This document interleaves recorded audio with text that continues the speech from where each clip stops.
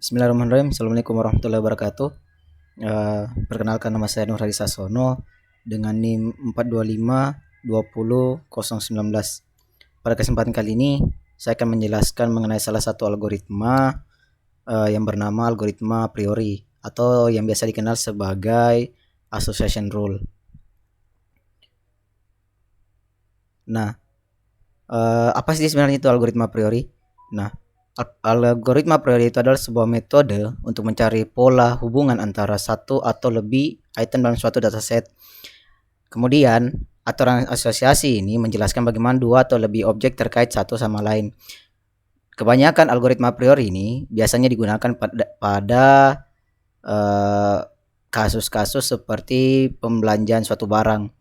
Jadi ketika ada seorang customer membeli satu item barang, maka berapa besar kemungkinan dia untuk membeli satu item yang lainnya. Seperti itu.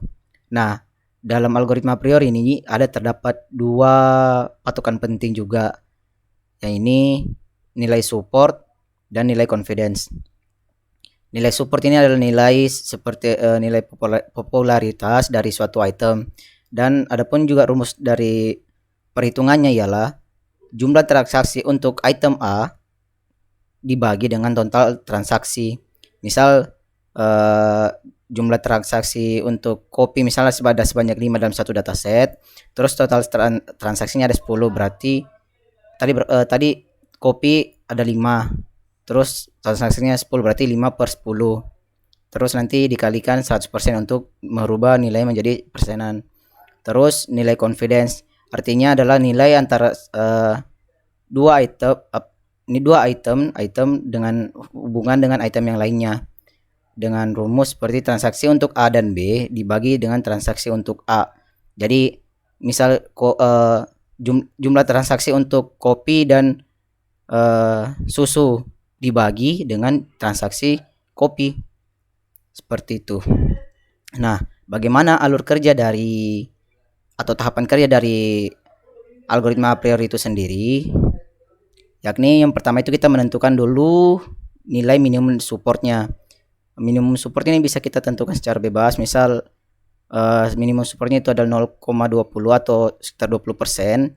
Terus lakukan iterasi pertama, yakni hitung item-item dari support, yang artinya dari transaksi yang memuat seluruh item tersebut dengan men-scan database ataupun dataset yang kita punya untuk satu item.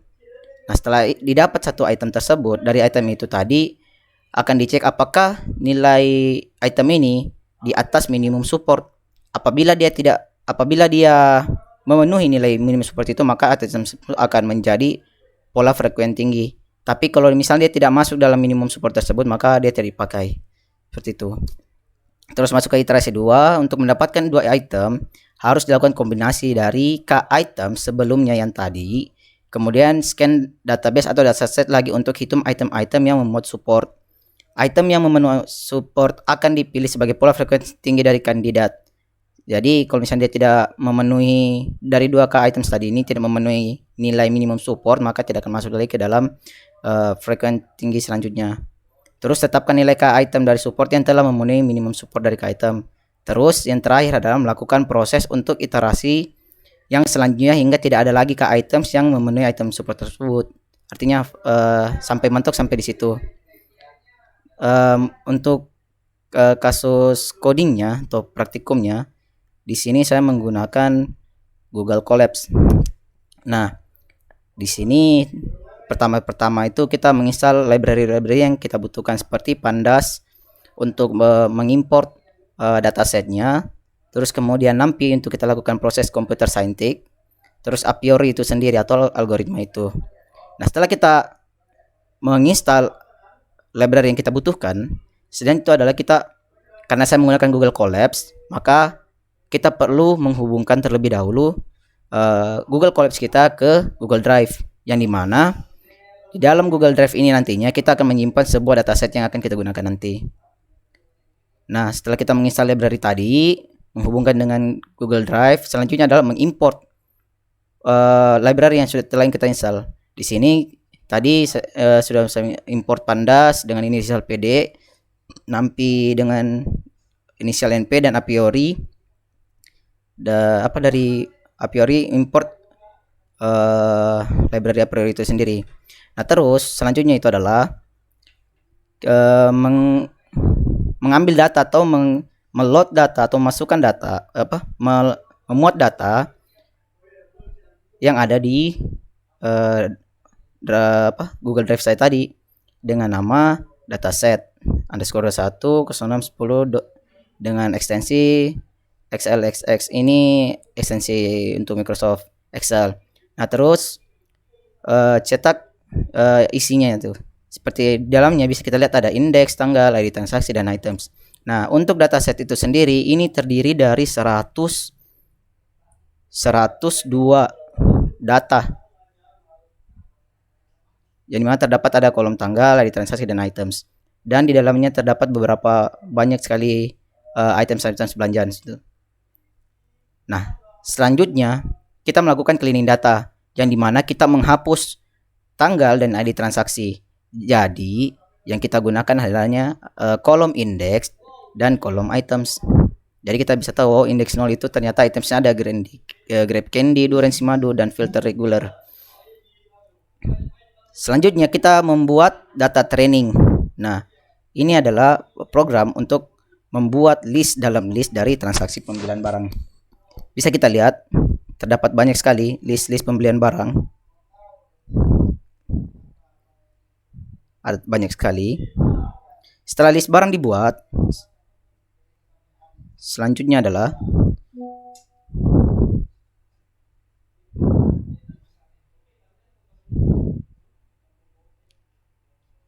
ini sudah terlalu banyak datanya ini. Selanjutnya adalah kita melakukan perhitungan a priori. Nah, di sini assertion rule-nya kita menetapkan minimum supportnya itu adalah 0,10 atau 10% dengan minimal confidence itu adalah sebanyak 0,30 atau 30%.